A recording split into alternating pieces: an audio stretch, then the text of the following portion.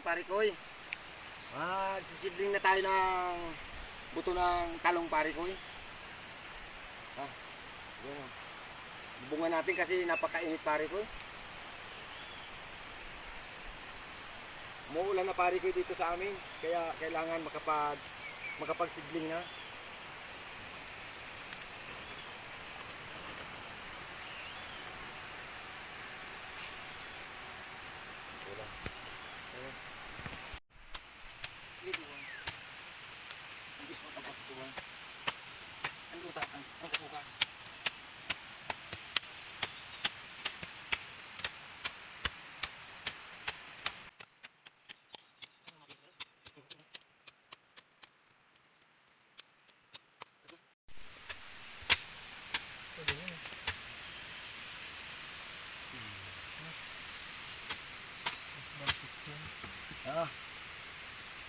Parang buhangin pare ko yun. Ang ganda. Ang ganda ng lupa pare ko.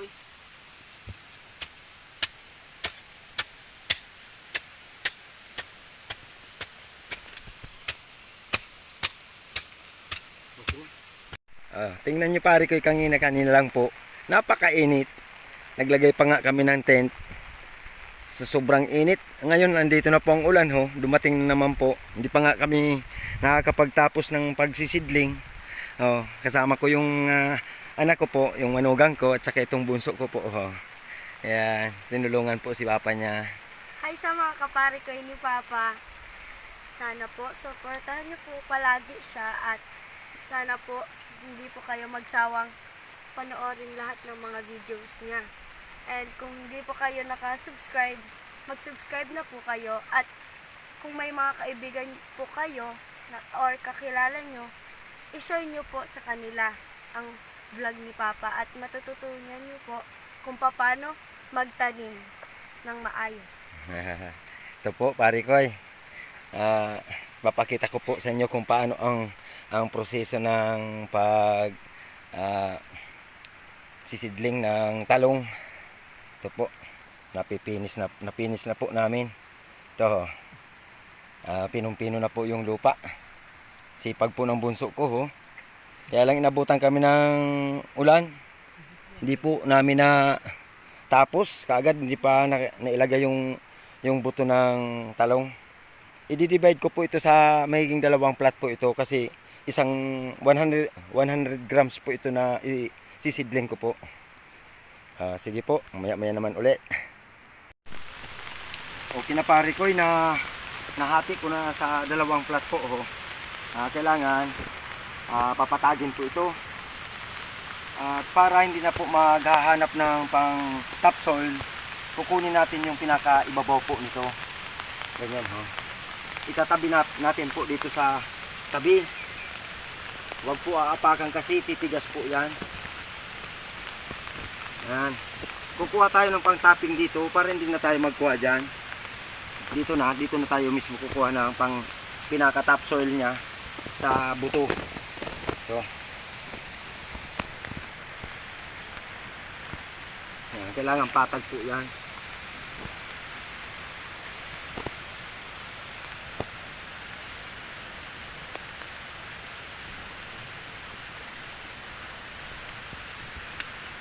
Ang lambot na pare ko ng lupa ho. Baka surtin man lang si pare ko inyo. Kasi sa susunod na taon darating na pasok ng pare ko. May dalawa ng college ko pare ko. Kaya nagtanim naman uli ako ng itong gulay na ito. Kasi dito po ako nakapabahay sa pagtatanim ng mga gulay. Sili, talong, yan. Kanina pare ko, sobrang init. Ngayon ho, andyan na naman ang ulan. Yan, ito pare ko yung pang-topping niya. Para hindi na mag-aksaya ng panahon na kukuha pa dyan sa tabi. Pinong-pino na yan. Yan.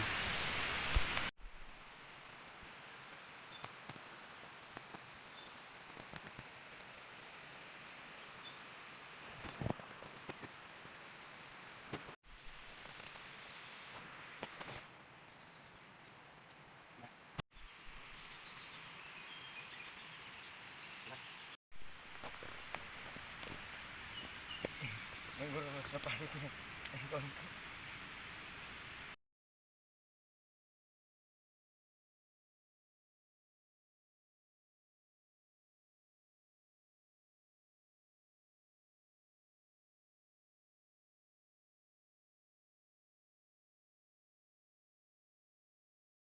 Ito na pare ko yo.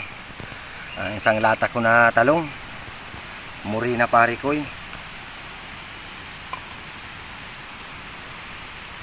Buksan na natin.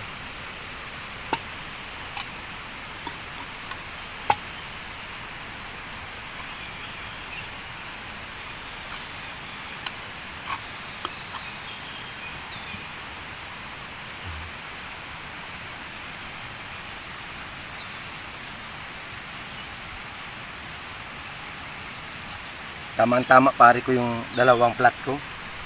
Hindi sila siksik dyan sigurado kasi malapad.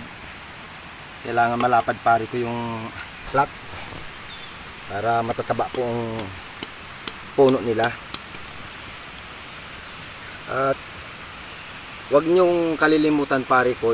Shout out po sa mga nagtatanim ng mga ganitong talong na wala pang alam po. Wag nyo pong isisidling ito na ganito lang.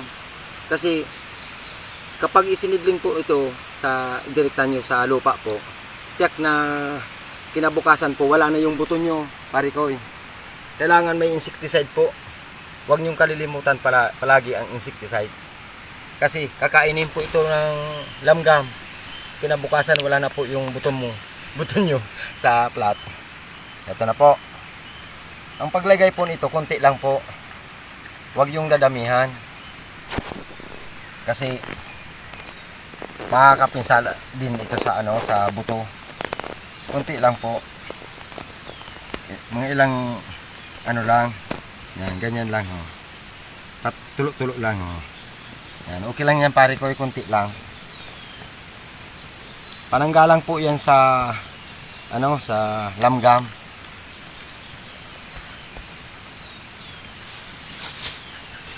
Kaya ihahalo po ito pare ko ng ganito. Lagyan ng konting tubig.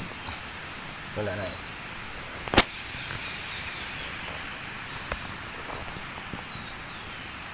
Huwag yung maraming tubig pare ko. Konti lang para mabasa-basa lang ng konti. Para sa ganun, lahat po sila malalagyan ng chemical.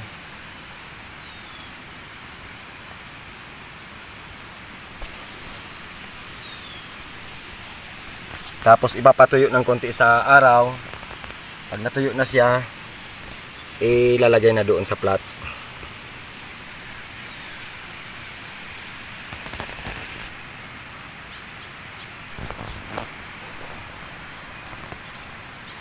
Tama na. Mabuti pare ko, lumabas ng araw konti ho.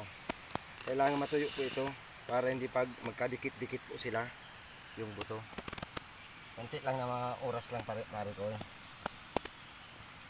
Konting minuto lang.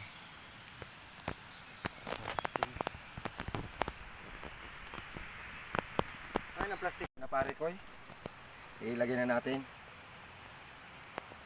Tuyo na.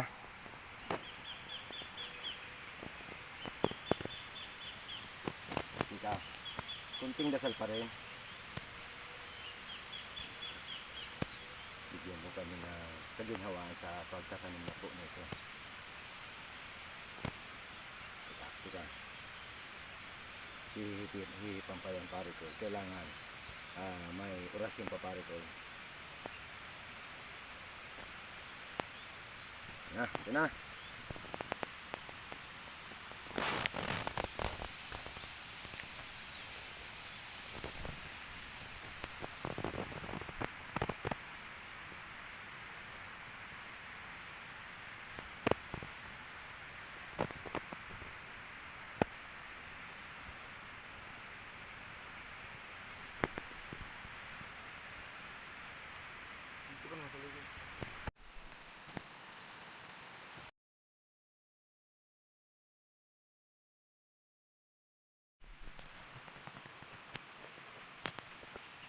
Ito na pare ko sa kabila.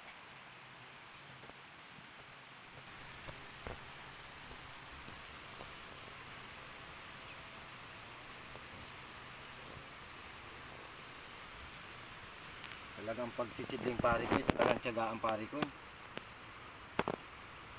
Kailangan marunong ka po nito. Kasi kung hindi walang alam po, kinabukasan po wala na itong buto.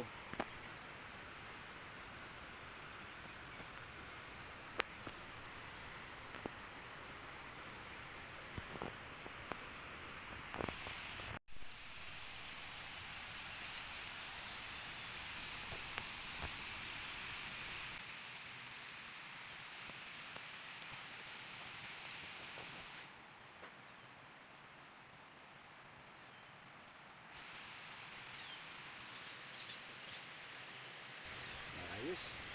Ang ganda pare ko yung pagkadistansya niya. Tama-tama lang ang plat ko. Tiyak na pare ko yung mapupuno ito nito. Itong talong na ito. Itong lininisan namin.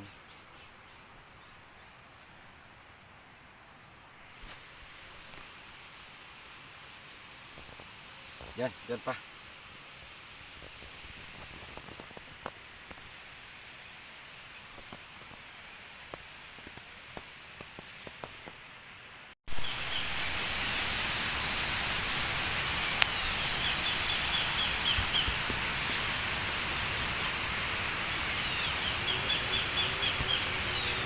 Ay salamat. Mabuhay kayo ha ng maganda. Salamat po. Ito na po, pare ko. Magta-topping na tayo, magta-top soil na. Tapos mo na. Ito na pare ko ho. Kailangan kusang hindi makita po yung buto. Huwag yung sobrang man ang lalim, ang kapal ng kuwan, ang pagka-topping. Ang tama lang. Yan.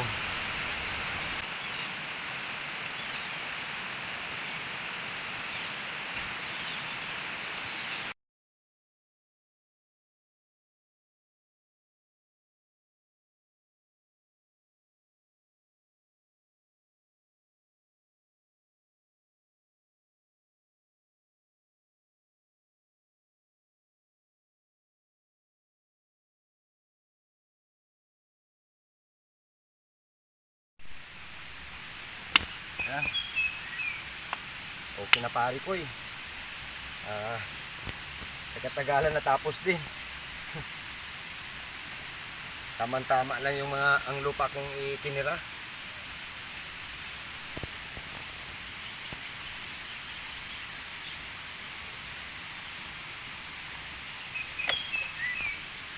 Kailangan pare ko yung mga ganito lang kanipis yung topping niya para hindi siya mahirapan magtubo. Ito na pare ko, natapos na natin yung paglalagay ng pagtatop soil. Sunod po, isusunod po natin dito yung fertilizer.